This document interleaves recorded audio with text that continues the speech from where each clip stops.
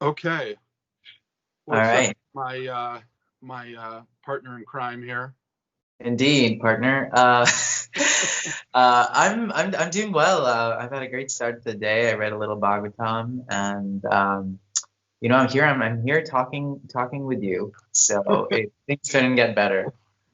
I read a little quote from Satsvarup Maharaj's Prabhupada Lilamrita, where Prabhupada thought about all the books that he had in storage when he was on the steamship, and he Mm. felt enthusiastic knowing that he had trunks full of books with him. Oh.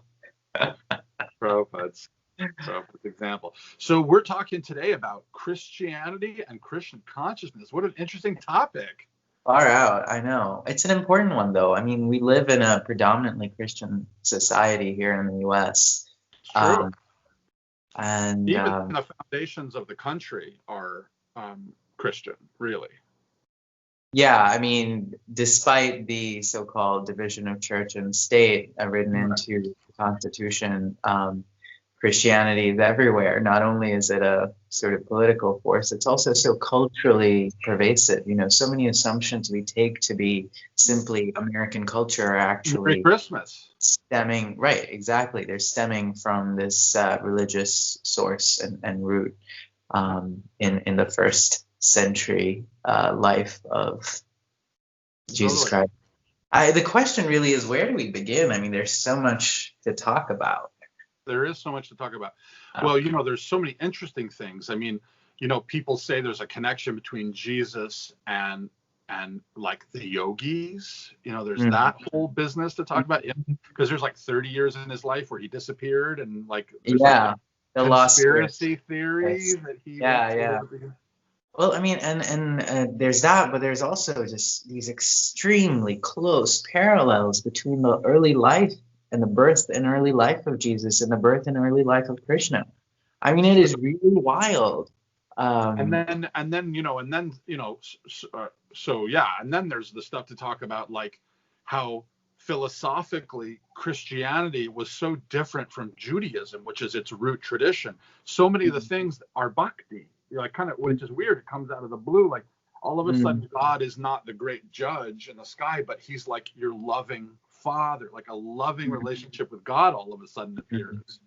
Yeah, so I think how we can talk about this in the brief time that we have is maybe first talk about all the similarities and then go into some of the differences and points of contention. Nice, Um, nice. do you want to start off? Similarities? Well, they say Yeah. Christ and Krishna. The word Christ actually comes from Christos, a Mm, Greek or mm, Aramaic word, and it's mm. very similar to Krishna, Christos. They're very similar. Yeah, they are. Prabhupada comments on that in his conversation with a monk, a Benedictine monk, Emmanuel, in Germany, I think, is where they had a conversation where Prabhupada goes into that significantly. And then he talks about the chanting of Krishna's names and being, really the same. He encourages the Christians to do two things: chant Christ's names and stop eating meat. Right. Yeah, I think Interesting. that's Prabhupada's main contention with So we Christianity. can take that and put in the category of differences. There's Yes, this meat eating thing with the yes, Christians. Pull that out. yes. What's one of the similarities that you're aware of? So the one I initially thought of, and the one that fascinates me most, honestly, beyond just they are ultimately also a love of God tradition. We are a love of God tradition. They're a love of God tradition, and that's amazing.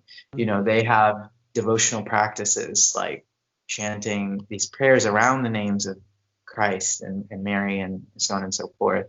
We have japa. They have, they have these kind of kirtan-like worship in all these different kinds of formats and forms and different cultures. I've been to some Christian worship concerts in college and since, and Totally. Me they're too. really nice. They're like They kirtan. bring It's out basically bhakti. kirtan. They Yeah. bring out bhakti. It's like Yeah. English kirtan, basically. Yeah. Yeah. Yeah.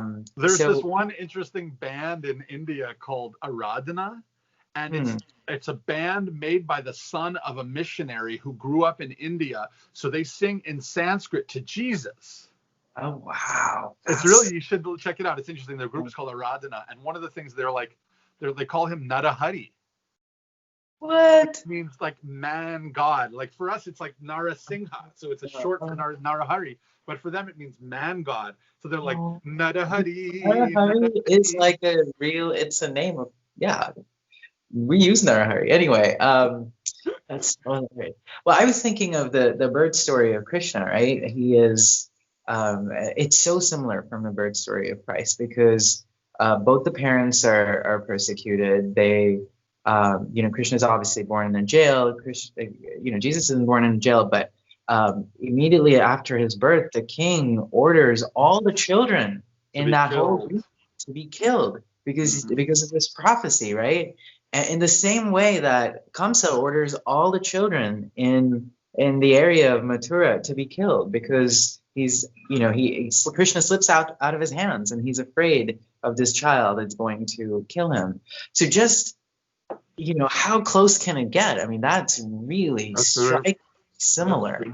I mean, right? my kids know about this. There's this thing called the Heliodorus column, and there's this Mm, whole thing about Christians believed at some point they believed that the Hindus just stole the story of Krishna from Christianity.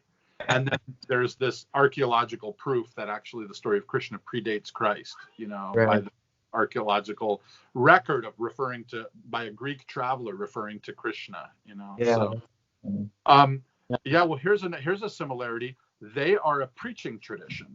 that's right. And we Yeah. are also a preaching tradition, which is not true for a lot of other quote unquote Hinduism. Mm, mm. Yeah. Excuse me. That's Woo! right. Well, yeah, yeah. And then we get into the question of what is Hinduism? Because if we look at the parampara system, then we can see more sort of um, philosophical, um, power around these lines of thought. Then that are, we have Parivrajacacharyas, teachers who travel around the world and teaching their example. But I think the preaching in Christianity is different, actually, from the preaching in Krishna consciousness. Okay. Personally, How's that? yeah, yeah. So maybe we're slowly going into the differences section, which is Sure, fine. sure. We can go back and forth, but um, in Christianity, there's this sense that Christians have to, they have to preach the gospel, the good news, that Jesus has come to save their souls from eternal damnation. Um, and it is kind of this one-shot chance, right? The preaching in the power behind that preaching in Christianity is driven by the sense that, like, if you don't find God in this life, you're going to hell, right? And that colors it in a certain way that I think is so different from what we have in Krishna We consciousness. have but so we have a very different kind of preaching. I mean, we're preaching about the good news of how much Krishna loves you and that there's nothing you can do that could ever stop Krishna from loving you, Yeah, and that how simple it is to all those things. right. Um, But what I was going to say is that ideally we're not so much preaching, but we're sharing. That the preaching word is really something that's taken from the Western traditions and adopted by Prabhupada and by our tradition. well, When but one of the reasons is that in Sanskrit the word is prachar, and it's so close. it is very close, it is very close, but the root of that is to act forward. Achar is like act, to act. Acharya through action. Right? Interesting. Yeah, it's almost in it sounds much more similar to that quote by St. Francis of Assisi. I don't know if you shared this, If you uh, need to use words or something, I think that was yeah. from Venkata. That was Oh, from the yeah, yeah, yeah. podcast with Oh, that's Venkata. right. Yeah, yeah, yeah. Yeah, you should preach. Use words if you must. You Right. know. Yeah. So there's this difference in mood between Difference in mood. that Yeah. evangelical Christian tradition of just, telling you, preaching, literally preaching to you because this is your last chance ever, Right. right? We come from a different perspective, I think. We do Yeah. come from a and so we're doing an overview here. I mean, another difference, of course, is we talked about briefly is meat eating. Right. However, there's a lot of like belief that Saint Francis was a vegetarian. Yeah, And and Prabhupada used to our make the point a Christian, lot, you know. there are some small Christian traditions that are vegetarians, and one of them are not the Mormons, the other, uh, what are Seventh they? Day Yeah, Adventists. the Seventh-day Adventists. Yeah, exactly. They're vegetarian. We have one of the members of our community, Shara. She comes from a Seventh Day Adventist family. Yeah, And that's awesome. See, there you go. So there are so many instances of similarity, and ultimately, I know for sure that Prabhupada said bhakti is at the heart of all true religions, and that's why he spends so much time speaking with, you know, teachers in the Christian tradition, monks from the Christian tradition. And Emmanuel wasn't the only one he spoke with. There are many others. And I think what was fascinating is when he came to the United States, he wanted to use um, the familiarity that Americans had with churches and with Christianity to his own advantage in trying to spread and share the message of Krishna Bhakti. Mhm. LA Temple, for instance, used to be a church, and Prabhupada wanted the pews to be kept. You know, he wanted the room where they have the service to be separate from the room with the darshan, so that people could walk in with their shoes on, sit down on the pews, and there are pictures like that from their time, from when Prabhupada was there, with the devotees using the LA Temple in that manner. I mean, it's really Well, fascinating. so sorry, I didn't mean, I didn't know if you wanted to go somewhere with that. I just had I another. was, I was just saying, I think even in our practice of Krishna consciousness today, we'll be able to find a lot of overlaps and similarities because a lot of devotees came from the Christian tradition Sure, initially, US. Yeah. it's true. Yeah, I was going to say that I think another similarity is how important it was. I just thought of another funny one. How important it was for Jesus to reach the people where they were, and Mm, how for Srila Prabhupada it was so important to reach people where they were. It didn't mean that he was going to water it down. And Jesus, made similar points about how, um, rare it was for someone to be, you know, um, able to actually disconnect from the material world. He talked about easier to enter into heaven, you know, uh, harder for a rich man to enter into heaven than it is to put an elephant through the eye of the needle. It's a way of saying people who are too addicted to materialism aren't going to find a right. way there. The meek will inherit the earth, that kind of Equal thing. and but at the same time, he would do anything to meet people where they were. And I think that's also a Vaishnava tradition of really keeping it as simple as possible. Just the holy name, for example, just anyone can chant everywhere, anywhere, you know, that mood of really trying to reach out to the poor people, the common people. Mm, Jesus yeah. was, his disciples were simple people, fishermen, and. Another thing I really appreciate about the Christian tradition is something that a lot of devotees can't relate with. But I really think the sacrifice of Christ, right? Like Mm, being nailed to that cross, this kind of a really painful and kind of gory almost, uh, totally. is in a Like sense Haridas Thakur. so inspiring for me because I, like other Gaudiya Vaishnavas, and with full respect to the Christian tradition, Jesus in my mind is like a Shakti Avesh avatar, a guru, right? Prabhupada says that. Prabhupada says that he's an empowered person by Krishna.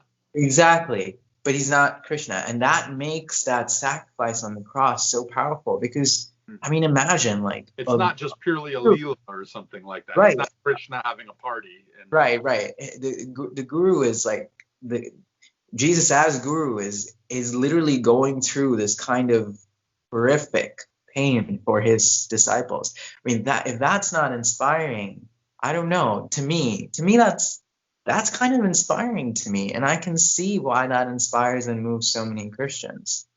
It's funny. I know we don't want to go for too much longer, but there is one funny thing. I think this might be a good way to close.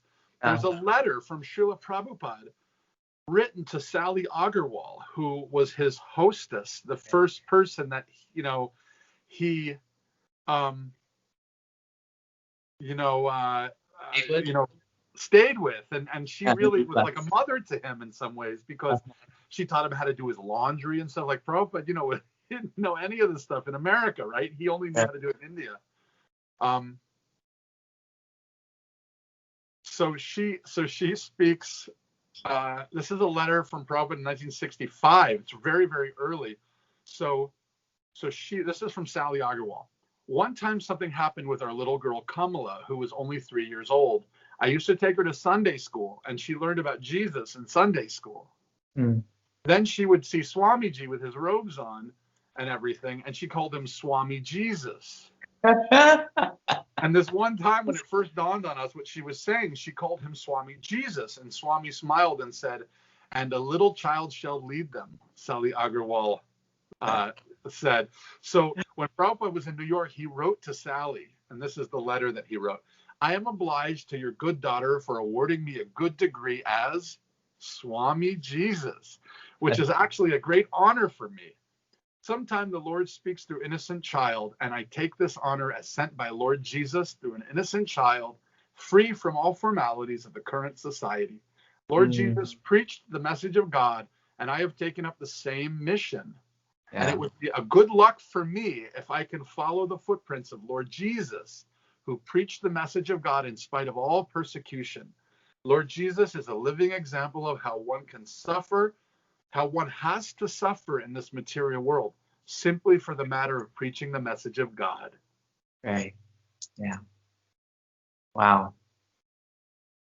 No, that is a good place to end. I mean, this is an infinite topic, and I know there have been books written on it. There's so many, so many. Yeah. I know Satyaraj Prabhu, I know wrote one, right? Yeah, and I think we should just carry on this conversation and talk about some differences. You know, karma, reincarnation, that doesn't really go down well with Christians, I know. And talk about reincarnation. So where Father, you know, like God the Father fits into the avataric kind of system that we have and our understanding of God. So yeah, those would be interesting places to take this. well, I just want to, double down. I've said this so many times. I want to double down and say how grateful I am to be doing this service with you, how much I love these awesome kids. These are great discussions, great topics. And I think the future is bright. Let's see what happens, how this whole thing shapes up and where we're going with this magical Sangha. So Yes. Thank you, Prem. Yeah. Thank you, Gaurvani Prabhu. And I'll see you later today. I'll see you later today. Haribol. All right. Haribol.